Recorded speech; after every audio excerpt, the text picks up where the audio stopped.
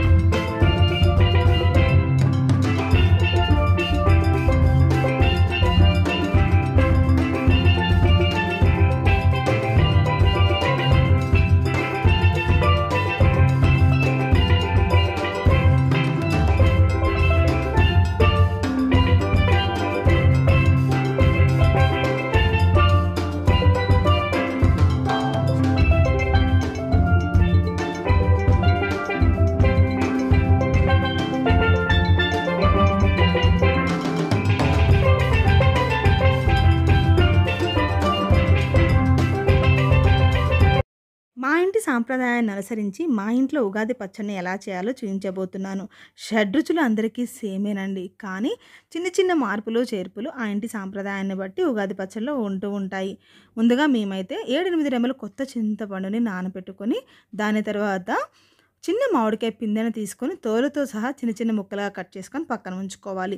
తర్వాత వేప పువ్వును తీసుకొని 2 చేతులతో నలిపి ఆ పువ్వు యొక్క రెమ్మల్ని మాత్రమే తీసుకొని పక్కన ఉంచుకోవాలి. తర్వాత నానబెట్టుకున్న చింతపండులో నుంచి చింతపండు రసాన్ని ఒక బౌల్లోకి తీసుకొని ఒక గ్లాస్ వరకు వాటర్‌ని యాడ్ చేసుకోవాలి. ఈ గ్లాసు చింతపండు రసంలో మనం మిగతా ఇంగ్రీడియెంట్స్‌ని యాడ్ చేసుకుందాం. మేమైతే కారం కోసం మిరియాల పొడిని యాడ్ చేస్తున్నానండి. మీరు కావాలి అంటే కొత్త కారాన్ని కూడా యాడ్ చేసుకోవచ్చు.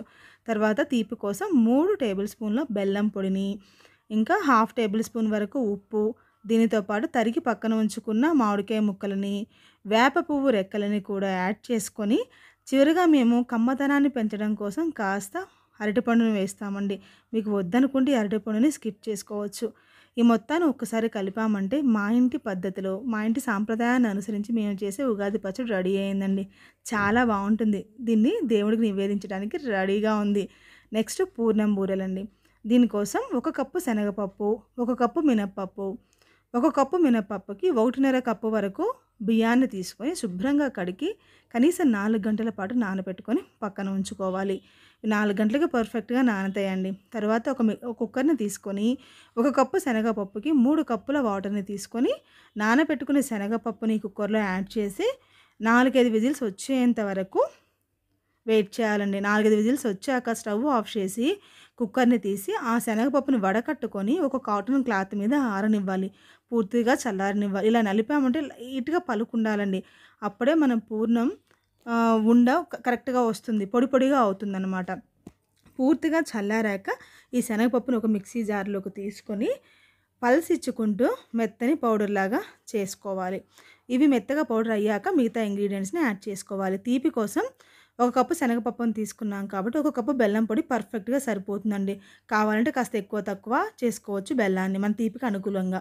ఇప్పుడు నేను ఒక హాఫ్ టేబుల్ స్పూన్ వరకు యాలకుల పొడిని యాడ్ చేసి ఇలా ముద్దలాగా గ్రైండ్ చేసుకున్నాను. ఈ మొత్తాన్ని ఒక పెద్ద బౌల్‌లోకి ట్రాన్స్‌ఫర్ చేసుకొని మనం దీనిలో కమ్మదనాన్ని పెంచడం కోసం 2, 3 టేబుల్ స్పూన్ల ఎండు కొబ్బరి పొడిని, ఒక 3 టేబుల్ స్పూన్ల కమ్మటి ఫ్రెష్ నెయ్యిని యాడ్ చేసి ఒక్కసారి కలిపి చిన్న చిన్న బాల్స్‌గా చేసుకొని ప్రిపేర్ చేసుకోవాలండి. ఇలా మనం ప్రిపేర్ చేసుకొని మన పూర్ణం మనం ఏ సైజులో చేయాలనుకుంటున్నామో ఆ సైజుకి తగ్గట్లుగా ఈ లోపల స్టఫింగ్ ఉండల్ని ప్రిపేర్ చేసుకోవాలి. మనకి ఎన్ని కావాలో అన్ని ప్రిపేర్ చేసుకున్నాక మిగతా పిండిని ఒక ఎయిర్ టైట్ బాక్స్‌లో గనుక పెట్టి ఫ్రిడ్జ్‌లో స్టోర్ చేసుకున్నట్లయితే 10 రోజుల వరకు ఫ్రెష్‌గా ఉంటుందండి. మనకి ఎప్పుడు కావాలంటే అప్పుడు ఈ పూర్ణాలని అంటే పూర్ణం బూరెల్ని వేసుకోవచ్చు. నేనైతే ఒక 11 వరకు తయారు చేసి మిగతా పిండి మొత్తాన్ని ఫ్రిడ్జ్‌లో స్టోర్ చేస్తున్నాను. తర్వాత పోత పిండి కోసం పూర్ణాలకి మనం నానబెట్టుకున్న మినపప్పు, బియ్యంతో పాటు కొన్ని వాటర్‌ని, ఒక టేబుల్ స్పూన్ వరకు సాల్ట్‌ని వేసి మెత్తగా ఇలా మీగడలాగా గ్రైండ్ చేసుకొని పక్కన ఉంచుకోవాలి. తర్వాత పొయ్యి మీద కళాయిని పెట్టి డీప్ ఫ్రైకి సరిపడినంత ఆయిల్‌ని పోసుకోవాలి. ఆయిల్ బాగా హీట్ అయ్యాక మాత్రమే మన స్టఫింగ్ ఉండని మన పోతపిండిలో ముంచి ఇలా జాగ్రత్తగా రౌండ్ బాల్స్ లాగా ఆయిల్‌లో వేసుకోవాలండి. ఒక 2 నిమిషాల వరకు కదపకుండా 2 నిమిషాల తర్వాత కదిపామంటే అవి మంచిగా ఫ్రై అవుతాయి. అటు ఇటు తిప్పుకుంటూ గోల్డెన్ కలర్ వచ్చేంత వరకు ఫ్రై చేసుకుంటే పర్ఫెక్ట్ కన్సిస్టెన్సీతో ఎంతో టేస్టీగా ఉండే పూర్ణం బూరెలు రెడీ అయినట్లేనండి. మీరు ఖచ్చితంగా ట్రై చేయండి. చాలా బావుంటాయి. ఈ విధంగా ఈ సంవత్సరం మా ఉగాది పండుగ జరిగిందండి. మీ ఉగాది పండుగ ఎలా జరుపుకున్నారో, మీరేం తయారు చేసుకున్నారో ఖచ్చితంగా కామెంట్ బాక్స్‌లో కామెంట్ చేయండి. చూసారా నా పూర్ణం బూరెలు చూసారా ఎంత కలర్‌ఫుల్‌గా ఎంత బావున్నాయో. ఇవన్నీ కూడా నేను దేవుడికి నివేదించానండి. వీటితో పాటు కొన్ని వడపప్పు, పానకాన్ని మా ఇంటి సాంప్రదాయాన్ని బట్టి అవి కూడా నివేదిస్తామండి. ఇంకొకసారి మీకు ఉగాది పండుగ శుభాకాంక్షలు తెలుపుతూ మీకు గనుక నా వీడియోస్ నచ్చుతున్నట్లయితే లైక్ చేయండి, షేర్ చేయండి, సబ్స్క్రైబ్ చేసుకోవడం అస్సలు మర్చిపోకండి. మీరేం ప్రిపేర్ చేసుకున్నారో ఖచ్చితంగా కామెంట్ చేయండి. అన్నట్లు మీ వదినమ్మ ఆల్ రౌండర్.